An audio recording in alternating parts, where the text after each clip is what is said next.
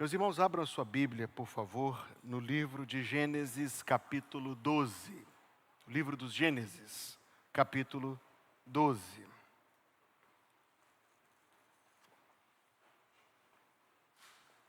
Enquanto meus irmãos abrem o texto sagrado, eu disse na hora dos avisos, antes do início do culto, que eu reforçaria esse aviso, e é forçoso que eu reforce.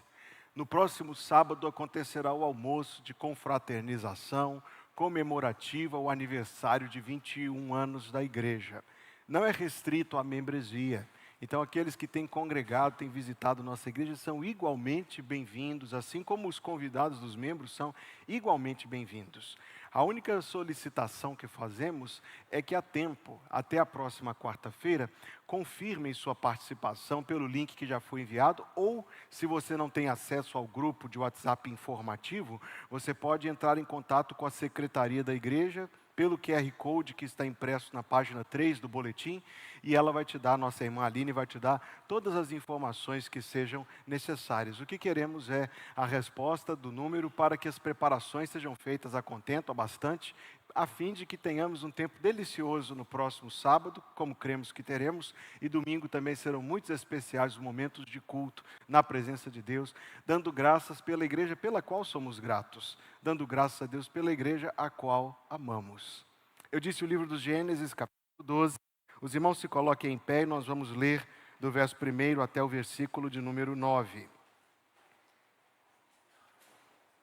Gênesis 12, de 1 a 9.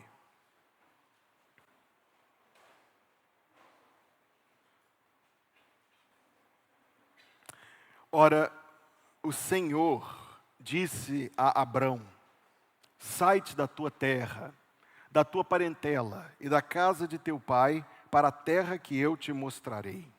E far-te-ei uma grande nação, e abençoar-te-ei, e engrandecerei o teu nome, e tu serás uma bênção.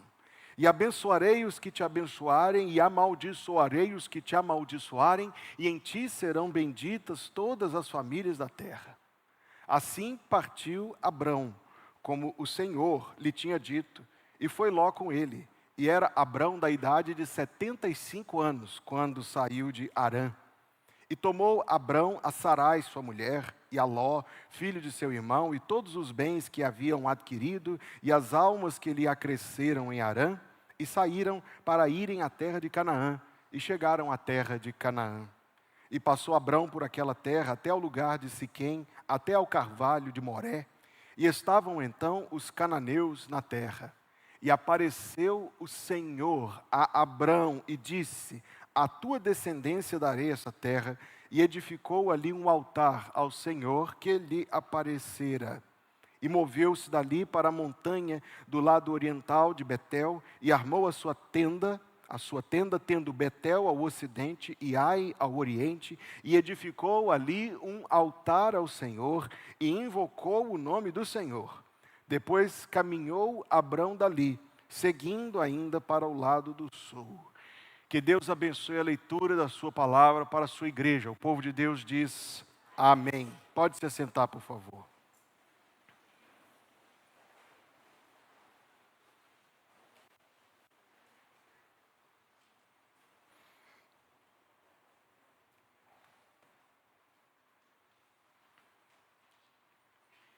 Minha igreja querida, queridos irmãos que estão conosco, amigos, convidados, visitantes, biblicamente falando, estes são os últimos dias. A minha frase não tem nenhum tom alarmista, porém. Desde que Jesus Cristo subiu ao céu, são os últimos dias. Talvez estejamos a viver os últimos dos últimos dias. Mas esta afirmação vem iniciada por um talvez. Só Deus o Pai sabe o dia do regresso de Jesus Cristo. O que nós podemos, no entanto, observar, sem muita dificuldade de entender, é que aqueles sinais que Jesus Cristo predisse antecederem seu regresso, Sinais cíclicos, sim, sinais que estão se repetindo ao longo da história humana em todos os tempos, mas que se intensificam na proximidade do seu regresso. Esses sinais cumprem-se diante dos nossos olhos.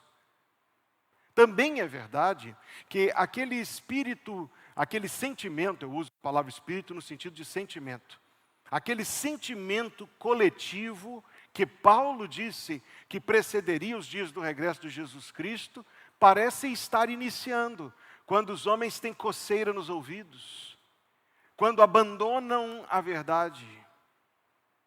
Talvez nós estejamos vivendo os primeiros dos últimos dias. O que nós podemos dizer é que, biblicamente falando, não é difícil de entender a letra do hino antigo que diz: os sinais da sua vinda mais se mostram cada vez. E a história de Abrão tem muito a ver com os nossos dias. Se nós fôssemos fazer uma lista dos enganos perigosos do nosso tempo, seria uma lista muito grande. E um dos primeiros itens seria essa ideia com a qual eu introduzo a mensagem, como você acompanha aí no seu resumo. A ideia da religiosidade versus a ideia da espiritualidade. E eu já antecipo a minha afirmação principal da mensagem essa noite: as duas coisas na contramão do que é a fé verdadeira. De alguns anos para cá, a ideia de ser espiritual sem ser religioso está muito difundida. Mas o que essa palavra quer dizer? A ideia de espiritualidade reflete a ideia, o sentimento de uma busca pessoal, individual, íntima, subjetiva, fora das formas organizadas de religião. Ou seja, é uma expressão do individualismo tão sentido no nosso tempo. E é basicamente o uso de qualquer ideia de eternidade como sendo um apoio, como sendo um conforto pessoal, sem que isso tenha que ter nenhum compromisso com a realidade. Então, sem querer ser abstrato demais, ou sem querer me aprofundar desnecessariamente nesse ponto, alguns dos grandes autores e pensadores do nosso tempo falam isso. As pessoas usam a fé como uma terapia para o cansaço, como uma terapia para o estresse. Esse mundo que nos pressiona, quase nos levando ao esgotamento, as crises pessoais. Então a pessoa usa a fé como um apoio nessa crise, como um apoio nessa dificuldade. Ou seja, pense comigo, não é a ideia se aquilo é substancialmente, efetivamente real ou não. Basta que atenda minhas necessidades. Este é o foco da espiritualidade. Essa palavra que é usada hoje em dia, eu imagino que você já deve ter ouvido muitas vezes. Principalmente no seguinte discurso: espiritual sem ser religioso. Quando se fala de religião, do outro lado, é a religião no seu sentido mais exterior.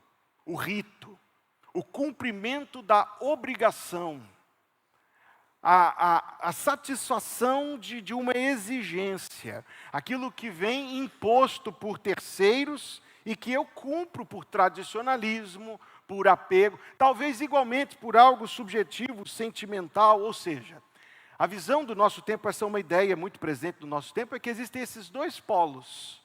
A religiosidade de alguns, tradicionalista, apegada à forma, apegada ao conteúdo.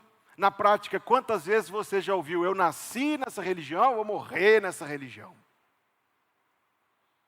E do outro lado, a espiritualidade, que está muito em voga, muito visível. A Anitta é um exemplo disso. Sabe que eu oro para ela se converter? Eu oro para ela se converter, porque no dia que ela quebrantar o coração dela e vier Jesus Cristo, ela vai trazer, eu acredito, muita gente com ela. Muitas vezes eu já orei pela conversão daquela moça. Hoje ela não é convertida, nem um pouco, nem consegue nem disfarçar. Então ela diz numa entrevista que ela ama Jesus e os orixás, isto é, os demônios. Está tudo certo. Porque a ideia é a espiritualidade. O foco não está em quem é quem. O foco está no sentimento que aquilo traz ao meu coração. Repito a minha afirmação inicial, meus irmãos. Essas duas coisas são contrárias ao que é fé verdadeira, como nós vamos ver nesse texto, que é um dos textos mais importantes da Bíblia toda. É o oposto do que é a fé verdadeira, porque a espiritualidade não muda a vida de ninguém. Ela pode até mexer com o sentimento pontualmente, em alguns momentos, mas ela não muda a vida de ninguém. E o problema da religiosidade é que a religiosidade também não muda a vida de ninguém. É apenas rito. É apenas o cumprimento. Você pode assentar-se, e veja que existe a versão evangélica disso. Você pode assentar-se durante 1h30 debaixo de uma excelente pregação bíblica, e isso nunca atingiu seu coração. Você pode conhecer os cânticos e saber todas as informações necessárias, sem que isso nunca tenha produzido mudança na sua vida. Então sim, a religiosidade pode não fazer mudança nenhuma. A espiritualidade certamente não faz mudança nenhuma. Mas, meus irmãos queridos, a fé verdadeira faz uma mudança real na vida da pessoa. A fé verdadeira, a fé bíblica salvadora, ela faz uma real mudança na vida da pessoa. Não, nenhum de nós atingirá a perfeição. Nós estamos começando hoje a ver a história de Abraão. O homem que, das vezes que ele foi testado, quase todas ele falhou. Mas, ao mesmo tempo, é a 8ª pessoa mais citada na Bíblia, que recebeu o título elevadíssimo de amigo de Deus. De quem Deus disse, Deus revela os seus pensamentos e disse, eu não vou esconder de Abraão o que eu estou prestes a fazer. Então nós veremos que a fé salvadora, irmãos, ela transforma a vida da pessoa, a fé verdadeira. Não, a transformação não é completa, nem na minha vida, nem na sua. Existem muitos erros, sejamos sinceros, alguns mais de uma vez, alguns são os mesmos por muito tempo.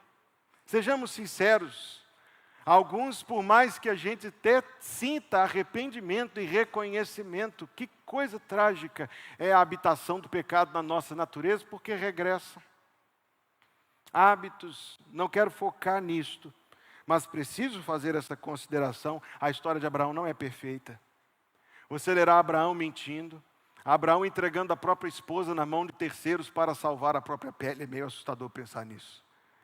Você verá Abraão falhando, vacilando em horas muito determinantes. Você verá Abraão negociando com o que Deus tinha prometido para ele, com um sobrinho que não tinha a melhor das índoles. E alguém já disse, eu preciso dizer isso novamente, o fato de que a Bíblia é tão honesta, é mais uma prova de que ela é verdadeira. Mas isto posto, eu acho que você já tinha ouvido essa ideia antes. Por outro lado, a ideia de que este homem, o pai da fé, o amigo de Deus, tem a sua história contada para nós de uma maneira tão honesta, serve um pouco para mim e para você também, de ânimo nas nossas próprias besteiras, pecados.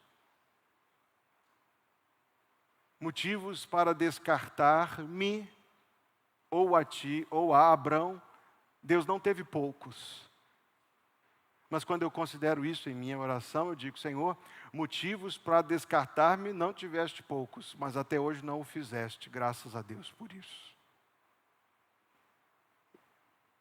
Eu disse que Abrão é a 8ª pessoa mais citada na Bíblia, e é. E digo mais uma vez, e você considerará isso como algo importante, que este texto é considerado um dos textos mais importantes da Bíblia. E eu quero olhar para esse texto, para os meus irmãos, tentando responder a uma pergunta. O que é viver pela fé? E aqui a minha pergunta está relacionada a ações muito práticas, coisas que nós podemos justificar e discernir e fazer. Então, em primeiro lugar, viver pela fé é sair. No seu resumo você vai anotar, viver pela fé é sair. Veja bem, ora, o Senhor disse a Abrão, não falta alguma coisa no cabeçalho? Onde? Quando? De que forma? Deus veio ao encontro de Abrão. Como foi esse encontro? Esse texto não nos diz muita coisa. Ele apenas nos diz o que precisamos saber. Que Deus foi ao encontro de Abrão. Não, Abrão não era um piedoso.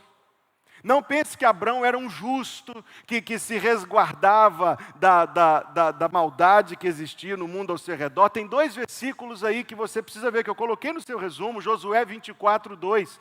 Então Josué disse a todo o povo, assim diz o Senhor Deus de Israel, além do rio, isto é, o rio Eufrates, habitaram antigamente vossos pais, Terá, pai de Abraão e pai de Naor, e serviram a outros deuses. A palavra serviram, como ela está empregada aí nesse texto, ela pode significar pelo menos 2 coisas, ou 3.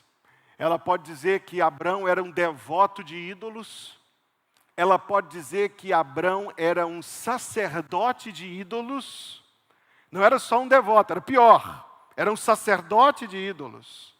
E ela nos dirá em terceiro lugar que Abrão e seu pai ganhavam dinheiro fabricando ídolos.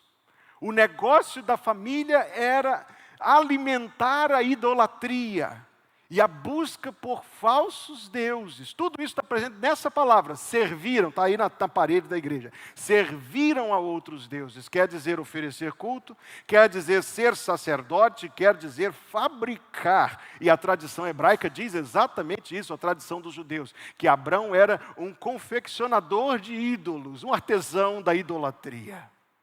Estevão, em Atos capítulo 7, versículo 2, na sua magistral recapitulação do Antigo Testamento, declara algo de grande importância. E ele disse, homens, irmãos e pais, ouvi, o Deus da glória, é a única vez na Bíblia, excetuado o Salmo 29, que este nome é usado para Deus. O Deus da glória apareceu, essa palavra é importante. Apareceu a nosso pai Abraão, agora note quando? Estando na Mesopotâmia, antes de habitar em Harã. Eu falei que nós vamos conhecer de perto a fé e as falhas de Abraão. Abraão teve o seu primeiro encontro com Deus anos antes. Ele adiou a sua obediência. Ele adiou a sua obediência, e o texto bíblico nos diz que talvez por alguma espécie de respeito, apego ou qualquer coisa primeira, ele esperou a morte do seu pai, para só depois obedecer o chamado do Senhor. Pastor, eu não esperava isso de Abraão, eu também não. Mas talvez isso sirva para nos deixar um pouco mais compassivos, ainda que serve de reflexão. A ênfase que eu quero dar ainda não é essa, nessas informações. A ênfase é, quem buscou quem? Era Abrão um homem que estava buscando a Deus? Era Abrão um homem que estava em crise com os ídolos? Crise nenhuma, pelo contrário, ele vivia deles, ele servia culto, ele era sacerdote e ele ainda tinha para vender. De alguma maneira misteriosa, não tão misteriosa assim, de alguma maneira graciosa, o Deus da glória apareceu a Abrão. É a palavra de Estevão em Atos capítulo 7, versículo 2. Quando o texto diz apareceu, ele se refere a uma experiência supersensorial, mas não quer dizer uma experiência de apagamento da mente. De alguma maneira que eu imagino semelhante ao que aconteceu com Saulo na estrada de Damasco, Deus foi ao encontro de Abrão de maneira muito gloriosa e impressionante. Aquele homem que dantes era um sacerdote de ídolos, um idólatra, como Josué já nos declarou, antes, além do rio, serviram a outros deuses. Este homem foi visitado pela presença gloriosa de Deus. Por isso Estevão disse, o Deus da glória apareceu a Abrão, nosso pai. Ele teve uma experiência que Deus lhe concedeu, muito real, muito verdadeira, muito extraordinária. Deus foi ao encontro dele. No tempo presente, experiências dessa natureza, devemos dizer, no mínimo, que são muitíssimo raras. Mas não devemos, com isso, pensar que estamos dizendo que o Deus da glória não vem ao encontro das pessoas em nosso tempo. Dizer isso seria um gravíssimo equívoco. O Deus da glória está presente e vivo em nosso mundo e em nosso meio mesmo hoje, louvado seja o seu santo nome. O mesmo Deus, o Deus da glória, que apareceu a Abrão, é o Deus presente, ativo no mundo no qual nós vivemos.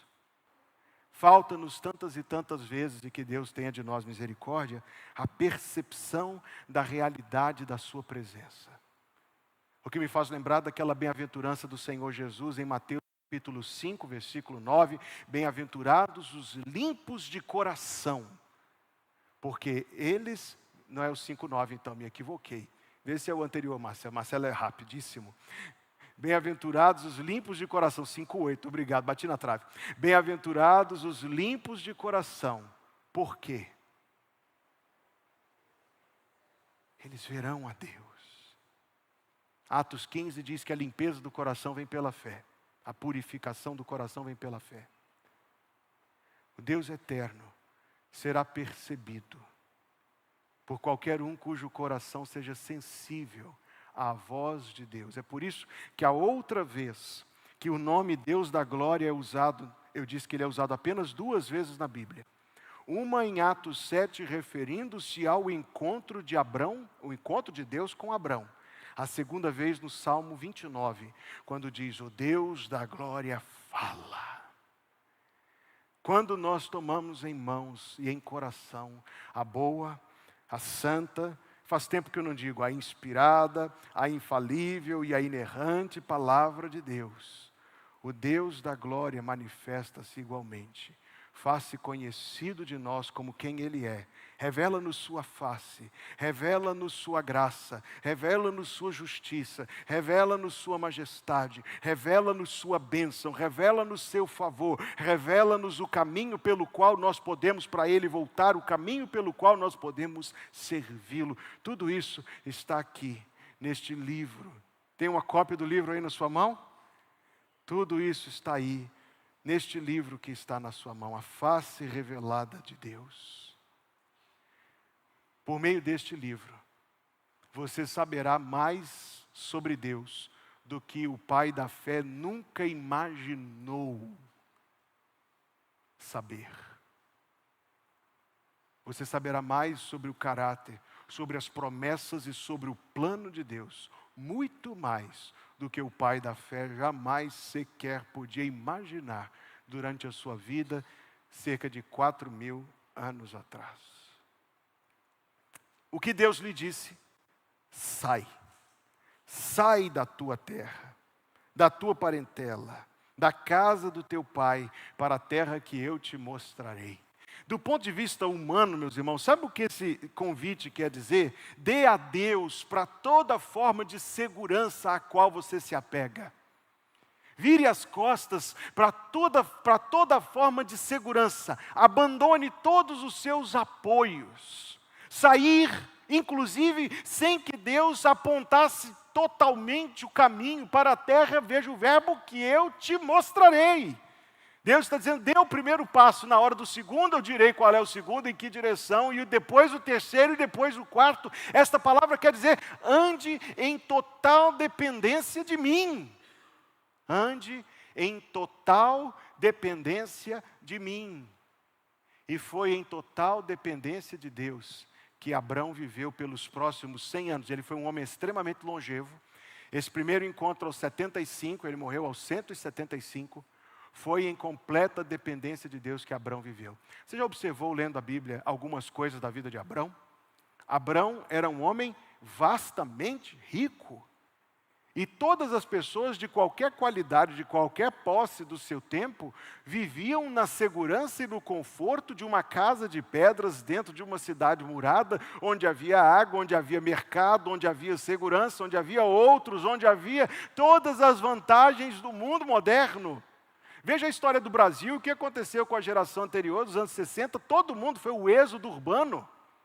As pessoas vendiam as terras no interior e vinham morar na cidade. Isso já acontece desde o tempo de Abrão.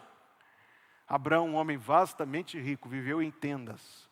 A única terra que ele teve foi a terra de sepultar os seus. E essa escolha foi uma escolha feita para não se abrigar em qualquer aparência de segurança humana, mas continuar vivendo na dependência de Deus. Irmão querido, viver na dependência de Deus. Experiência para nós um pouco assustadora. Nós preferimos nossas seguranças. Nós preferimos nossas garantias.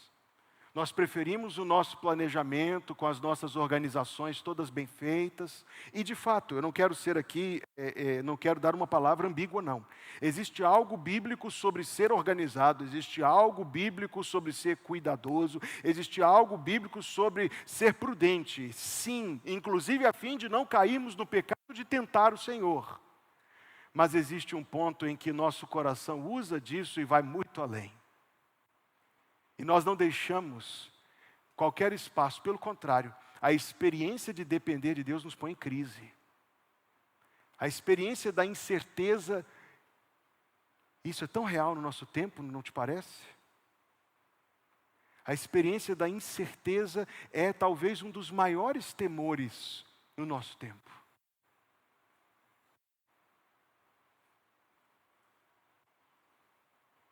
Quantas são as pessoas vivendo crises profundas, porque quando se deparam com a incerteza, todos os seus temores se agigantam. Todos os seus temores lhe escravizam. Este seria um exato diagnóstico do nosso tempo. Nós estamos dispostos, inclusive, a fazer um esforço maior, trabalhar um pouco mais, pagar um pouco mais, acomodar-nos um pouco mais, se o resultado disso for a sensação de garantias, de certezas e de seguranças.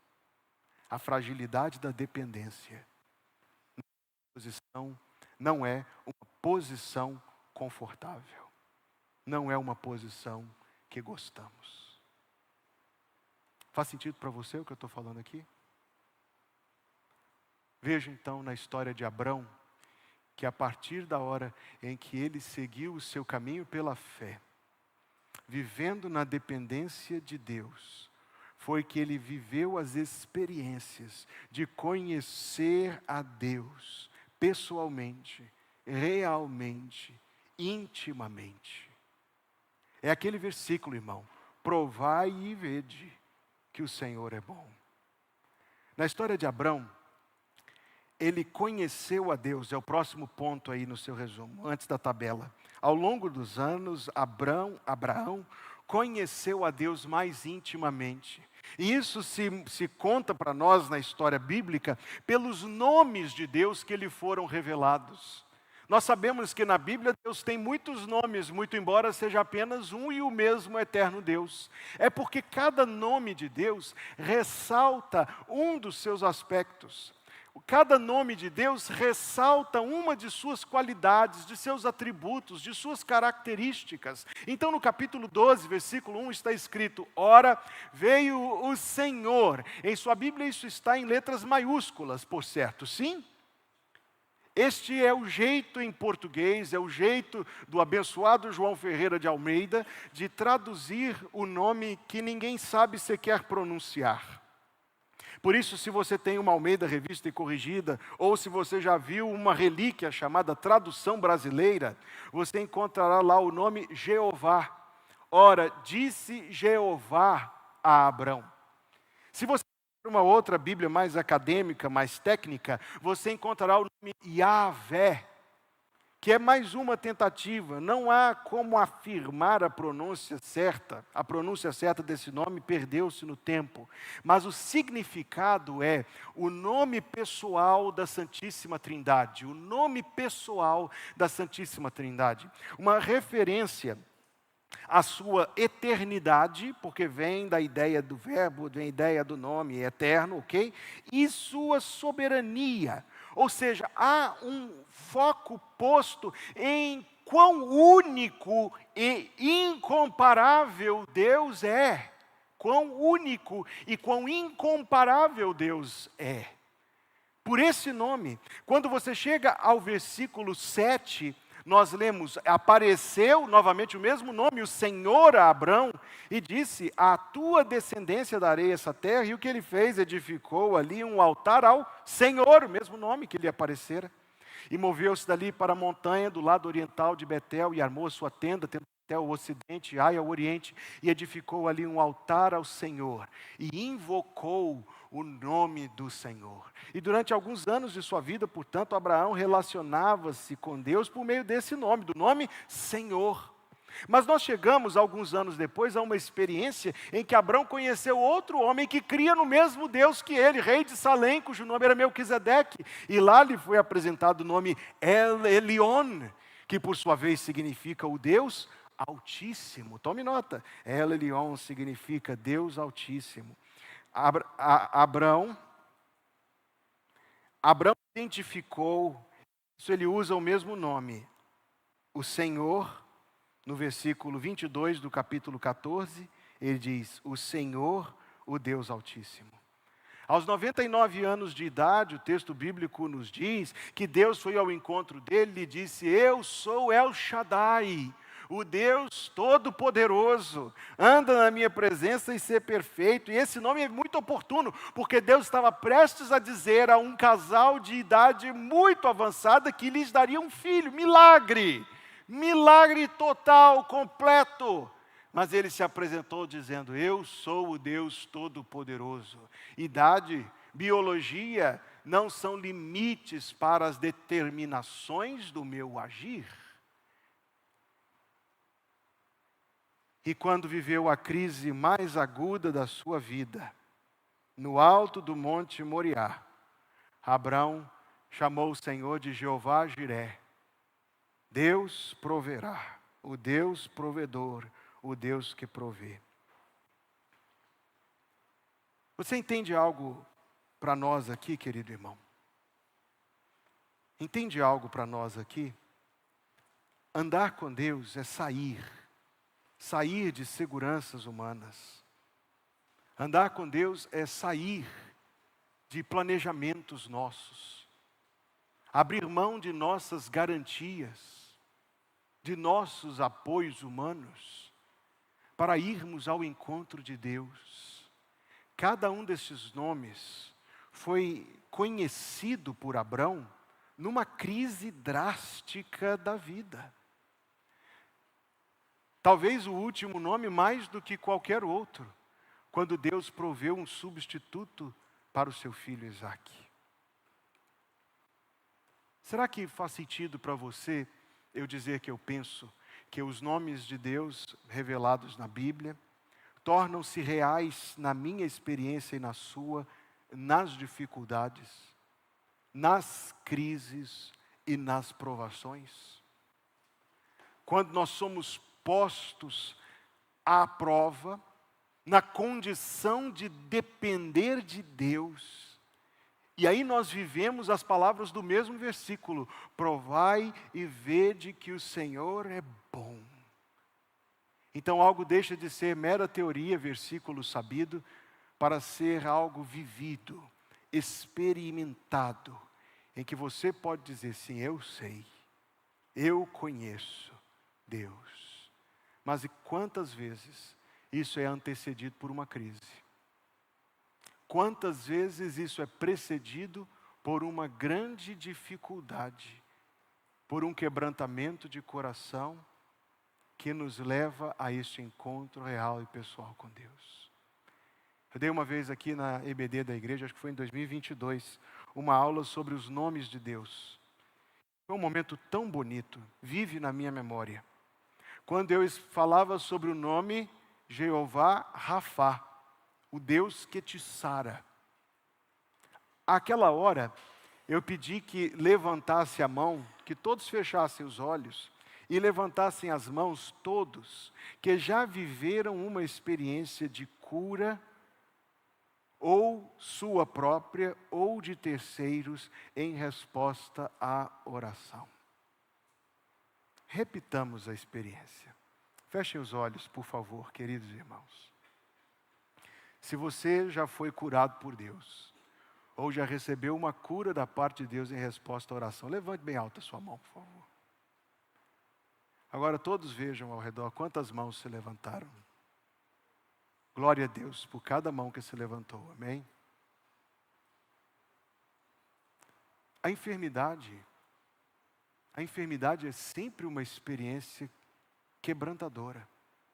Nossa própria, muito mais daqueles que amamos. Muito mais daqueles que amamos. Mas é exatamente por meio de situações quebrantadoras que, em primeiro momento, nós descobrimos a presença consoladora e confortadora de Deus conosco a nos sustentar. E quantas dessas experiências, você acabou de ser testemunha aqui com seus próprios olhos, convertem-se em testemunhos de que o Deus em quem nós cremos, o Deus revelado na Bíblia Sagrada, realmente é o Senhor que te sara. Quantas vezes nós provamos que Ele é El Elyon, o Deus Altíssimo. Quantas vezes nós provamos que Ele é El Shaddai, o Deus Todo-Poderoso. Abrão não teria vivido nenhuma dessas experiências, tivera permanecido lá no conforto e na segurança tão familiar e cômoda da casa do seu pai Terá. Mas foi porque Deus disse, sai, ele saiu, e indo foi, e a cada passo viveu uma experiência com Deus. A cada passo, viveu uma experiência com Deus. Em segundo lugar, irmãos queridos, viver pela fé é aceitar. A palavra-chave do segundo ponto é o verbo aceitar. Deus lhe disse, far-te-ei uma grande nação, abençoar-te-ei e engrandecerei o teu nome, e tu serás uma bênção. E abençoarei os que te abençoarem, e amaldiçoarei os que te amaldiçoarem, e em ti serão benditas todas as famílias da terra. Você já contou a palavra bênção? Você prestou atenção na repetição da palavra bênção aqui? Em diferentes formas, abençoar-te-ei. Tu serás uma bênção. Abençoarei os que te abençoarem.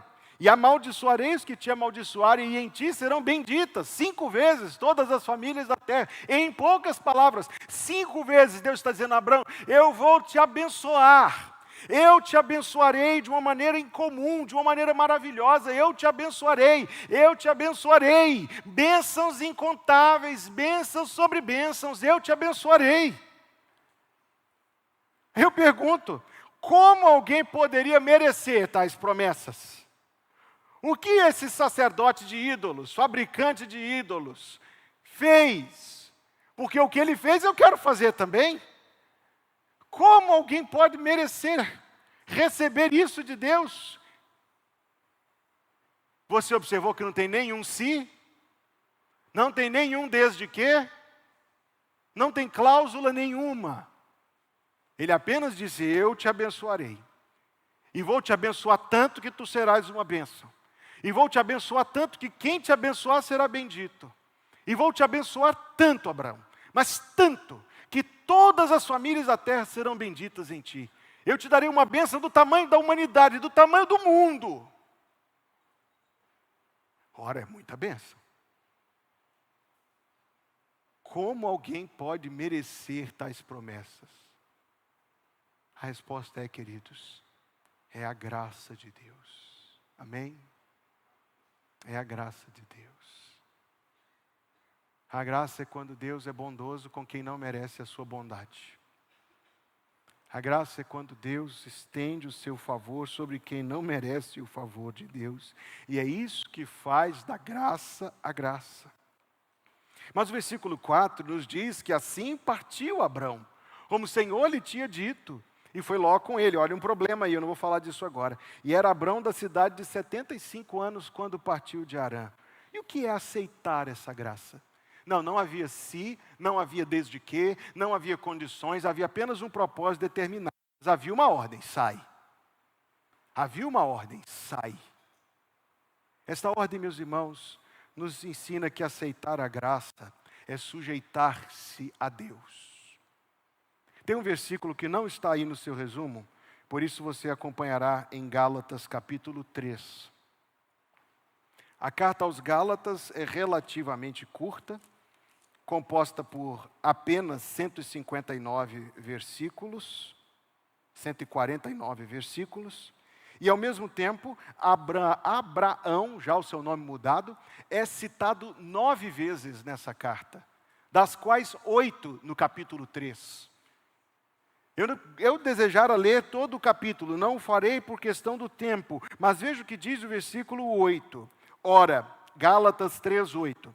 Tendo a Escritura previsto que Deus havia de justificar pela fé os gentios, é muito importante o que Paulo escreve, anunciou primeiro o Evangelho a Abraão, dizendo, em ti serão benditas, todas as nações serão benditas em ti.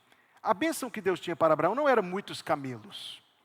A bênção que Deus tinha para Abraão não eram vacas leiteiras. A bênção que Deus tinha para ele não eram boas colheitas, embora isso possa ter se materializado na experiência dele em diferentes momentos, porque no versículo 10 do capítulo 12 de Gênesis ele também viveu uma fome.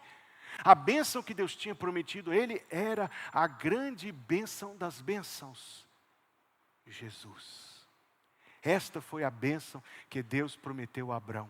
Talvez Abrão ainda não tinha completa compreensão dessas coisas. Penso, inclusive, que não. Mas ele ouviu o Evangelho, é o que Paulo nos diz. Em ti serão benditas todas as nações da terra. Basta um ponto para a gente entender isto. Naquele tempo em que, mais uma vez, a chama da fé verdadeira tinha se reduzido a uma pequena chaminha prestes a se apagar. Toda a humanidade tinha abandonado o nome do Senhor. Deus mostra para Abrão que o propósito dele não é o de destruir, mas sim o seu propósito principal é salvar, porque ele é um Deus de graça, ele é um Deus de misericórdia, louvado seja o nome de Deus. Ele saiu e foi. Por isso, em terceiro lugar, viver pela fé, eu digo, sair, aceitar. Número 3, rejeitar. A fé que diz sim é a fé que diz não. Vamos tentar compreender o que temos para nós aqui. Versículo 5. E tomou Abrão a Sarai, sua mulher, e a Ló, filho do seu irmão, e todos os bens que haviam adquirido, e as almas que lhe acresceram em Harã, e saíram para irem à terra de Canaã, e chegaram à terra de Canaã. E passou Abrão pela terra, até ao lugar de Siquém, até o carvalho de Moré, e estavam então os cananeus na terra, e apareceu o Senhor a Abrão, e disse, à tua descendência darei esta terra. E edificou ali um altar ao Senhor que lhe aparecera. Cada cidade, naquele tempo, tinha o seu ídolo protetor. Semelhante à religião tradicional do Brasil, que gosta de tomar os nomes de santos protetores, não muito diferente disso, os ídolos antigos eram os protetores da cidade. Cada cidade tinha o seu Deus, cada região tinha o seu Deus. Ao ir para aquele lugar, Abrão deparou-se, como Paulo em Atenas, com uma profusão de ídolos. Mas Abrão edificou um altar ao Senhor. E com este gesto, ainda que isto significasse ser rejeitado pelas pessoas de então e dali, com este gesto, ainda que isso significasse colocar-se em oposição e separação, ele estava dizendo, meu Deus é outro Deus, meu Deus é o Senhor. Isso a fé verdadeira também faz. Não tem essa conversa daquela moça, eu oro por ela, para ela se converter. Não tem essa conversa daquela moça, eu amo Jesus e eu amo os orixás. Não. O Senhor é o meu Deus. Certamente a Abrão muito custou. Certamente foi ao custo de muito ostracismo, razão pela qual ele nunca parou em lugar nenhum, estava sempre indo daqui para lá, de uma perseguição para outra. Mas isso não, é tão bonito pensar nisso agora, irmãos, isso não lhe abateu a fé. Por isso a história dele, alguns contam, ele é o edificador de altares. Por onde ele ia, ele edificava um altar ao Senhor. Agora permita o pastor ser muito pastoral e perguntar sobre algo semelhante, uma interpretação de analogia, sim, mas muito real, sobre como nós temos manifesto publicamente que somos do Senhor e que servimos ao Senhor. Abraão construiu um altar onde ia. Talvez não haja um lugar, um momento de culto na sua casa. Talvez não haja um momento de culto na sua relação conjugal. Talvez haja carência de momentos de culto no seu ambiente de trabalho. Não, pastor, eu não quero misturar as coisas. Misture em nome de Jesus. Pode misturar. Fale de Jesus Cristo no ambiente de trabalho. Põe uma Bíblia em cima da mesa. Seja crente, seja um servo do Senhor. Nós somos, às vezes, irmãos, excessivamente cuidadosos. Eu não estou dizendo para não sermos nada cuidadosos. Mas às vezes somos excessivamente cuidadosos, cedendo a expectativas contrárias ou pelo menos diferentes às expectativas de Deus. Ok, deixa eu prosseguir e destacar uma coisa no versículo 7. Apareceu o Senhor a Abrão. Deus deu-lhe uma outra experiência de um outro encontro com Deus. Para o pobre Abrão isso acontecia de ano em ano talvez, mas para o bem-aventurado crente isto acontecerá muitas vezes por dia, todas as vezes que ele buscar o Senhor seu Deus em oração, todas as vezes que ele abrir o livro do seu Deus para buscar a face do seu Deus. Não é glorioso isto, meu irmão? É glorioso sim. Número 4, viver pela fé é seguir. Ele tinha acabado de chegar, parece, não muito tempo transcorreu-se. Tinha construído um altar é quando a gente constrói um altar, é porque a gente está pensando em ficar no lugar. E no entanto o versículo 8 nos diz, moveu-se dali e caminhou dali para o lado sul. E a Bíblia nos dirá que ele andou toda aquela terra a pé, conhecendo cada canto da terra de Canaã. Eu tenho, irmão, um palpite, repito, palpite. Por que Deus quis aquela terra para Abrão e seus descendentes? A última vez que você viu um mapa mundi, você viu que o ponto onde se encontram a Europa com a Ásia e a África, esse grande ponto de encontro do mundo é exatamente aquele pedacinho de terra. Um entreposto, a esquina do mundo, região que tem sido disputada ao longo de toda a história, não por ser região rica não é, mas por ser uma região importante, todos passam por ali. Hoje passam pelo ar, hoje passam pela água, mas durante a maior parte da história todos passavam por ali. Será que Deus deu aquilo para que Abrão e seus descendentes fossem a alfândega do mundo e se enriquecessem com a taxa? Difícil. Deixa eu ir direto ao meu palpite. Deus colocou o seu povo ali, porque anos depois Ele enviaria seu filho ao mundo. Seu filho seria crucificado na terra de Canaã. Seu filho seria ressurreto na terra de Canaã. E daquele lugar onde o mundo se encontrava, o mundo antigo, dali espalharia a mensagem do Evangelho, para cumprir-se uma palavra: em ti serão benditas todas as famílias da terra. Quanto dessa promessa Então, recebeu.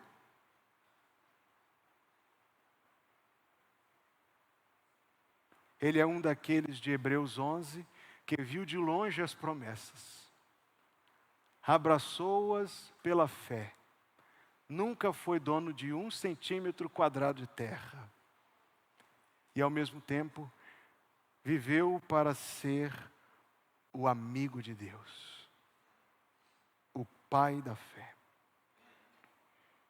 Vemos aqui algo sobre o plano de Deus para a vida dele, mas precisamos aprender algo sobre como Deus conduz a nossa própria vida também. Permita-me um testemunho. Quando marcamos nosso casamento, eu e Ana Luísa, primeiro tínhamos imaginado como nos casamos em setembro de 2017. Mas parecia mais fácil, parentes aqui, parentes ali, pareceu-nos depois mais fácil casar-nos em janeiro do que em setembro. Então colocamos a data, 20 de janeiro de 2018. Marcamos a data, falamos com a família, reservamos a data na igreja. Mas alguns dias depois, meu coração incomodou-se, inquietou-se, como algumas outras vezes eu já vivi. Se você tem andado com Jesus há alguns anos, você sabe do que eu estou falando. Meu coração inquietou-se, que nada aplacava a minha inquietação. Conversei com Ana, à época minha noiva, e ela concordou bondosamente que nós mudássemos a data de novo para setembro. Me perguntaram por quê. Janeiro é mais fácil. Por quê? E eu disse, não sei por quê. Eu sei que foi 23 de setembro. Um frio de doer. Não tem saudade do frio de Belo Horizonte. Fecha parênteses. Em janeiro, na data do 20 de janeiro, eu estava lidando com uma situação extremamente complexa na igreja que eu pastoreava. Uma situação que eu não poderia antecipar, extremamente difícil, que exigia a minha presença ali. Então permita eu contar o meu testemunho, porque de uma maneira para mim inicialmente incompreensível, eu me senti direcionado a mudar uma data. Uma coisa talvez simples. Só em janeiro eu fui entender. Deus precisava que eu estivesse na igreja, que eu estivesse em Belo Horizonte naquela data, não viajando de lua de mel. Talvez se eu tivesse teimado com Deus, teria vivido. Eu não ouvi um amém. Eu vou te dar uma segunda chance. O Deus a quem nós... Já tem 4 anos e meio que eu sou o pastor desta igreja. Está na hora de aprender a dizer amém, meus. Aquele amém bem vivo, bem fervoroso. O Deus a quem nós servimos não é um Deus distante de nós. Olha só, até o Senhor ficou feliz, até os anjos escutaram agora. Não, irmão. O Deus a quem nós servimos é um Deus presente em nossa vida. A história de Abrão, a história de outros, Gênesis daqui para frente será um livro de biografias. Mostra-nos quão real é a presença, quão real é o envolvimento de Deus com nossa vida. Não é um Deus apático, não é um Deus distante, é sim um Deus presente. Achegai-vos a Deus e Ele se chegará a vós, buscar-me-eis e me achareis, quando me buscardes de todo o vosso coração. Não da maneira externa e morta da religiosidade, não da maneira interna, porém igualmente morta da espiritualidade, mas de uma maneira viva e real, proporcionada pela fé verdadeira, pela fé salvadora, por buscar a Deus por meio de Jesus Cristo. Eu creio que alguns de vocês, a fim de que eu conclua, lembram-se desse livro tão maravilhoso. Irmãos, como eu amo esse material, chamado Conhecendo Deus e Fazendo Sua Vontade. Como esse material tem servido de bênção. Como ele tem enriquecido a vida de todos nós. Aquele homem de Deus, pastor Henry Black, faleceu no ano passado. Eu tive o privilégio de ter sido intérprete do filho dele, quando o Dr. Henry parou de pregar, o seu filho Richard começou a pregar. Eu tive o ser intérprete do Richard Blackaby, pregando exatamente sobre isso, sobre conhecendo Deus e fazendo sua vontade. Preparou aquele devocional numa época em que a frieza espiritual estava graçando, estava tomando conta das igrejas. Então ele se sentiu movido por Deus a lançar uma convocação aos crentes de regresso ao encontro vivo com Deus. E ele traduz isso em 7 lindos princípios. Deus está sempre agindo ao nosso redor, crê nisso. Deus está sempre agindo ao nosso redor. Deus busca um relacionamento contínuo de amor conosco, que é real e pessoal. Deus nos convida a nos unirmos a Ele em sua obra. Ele disse para Abraão, vai. E a partir do primeiro passo de Abraão entrou em ação o plano para trazer o Evangelho ao mundo. Você se lembra de memória do que diz Mateus capítulo 1, versículo 1? Livro das gerações de Jesus Cristo, filho de Abraão, filho de Davi. A partir do primeiro passo, começou a desenvolver-se o plano de salvação de Deus. Número 4, Deus fala por meio do Espírito Santo, usando a Bíblia, a oração, as circunstâncias e a igreja, para revelar a si mesmo, seus propósitos e seus caminhos. Não revelação nova, a vida daquilo que Ele já revelou. Número 5, o convite de Deus para trabalhar com Ele sempre leva a uma crise de fé, que exige o quê? Fé e ação. Número 6, você precisa fazer, nós somos peritos nos ajustes profundos na vida do outro, não é verdade? Você precisa fazer ajustes profundos na sua vida, para se unir a Deus naquilo que Ele está fazendo. Número 7, você chega a conhecer a Deus de maneira mais profunda ao obedecê-lo. E Deus realiza a sua obra por meio de você. Deus, irmão, não quer ser um Deus de domingo na nossa vida. Deixa eu dizer isso aqui de novo. Deus não quer ser um Deus apenas de domingo na nossa vida. O desejo de Deus é ser um Deus real na nossa vida. Deus deseja nos proporcionar encontros com Ele verdadeiros, em que nós experimentamos a verdadeira presença de Deus, em que estas coisas não são apenas ideias corretas, sim, elas devem ser ideias corretas, mas mais do que isso, elas se tornam uma experiência real na nossa vida. A religiosidade não oferece isso. A religiosidade é a fé costumeira, sem profundidade, sem nada de novo, sem respostas. A espiritualidade é apenas a outra face da mesma moeda. Não tem nada para oferecer. É vazia de conteúdo. Te deixará sozinho, como os ídolos fazem nas horas mais difíceis.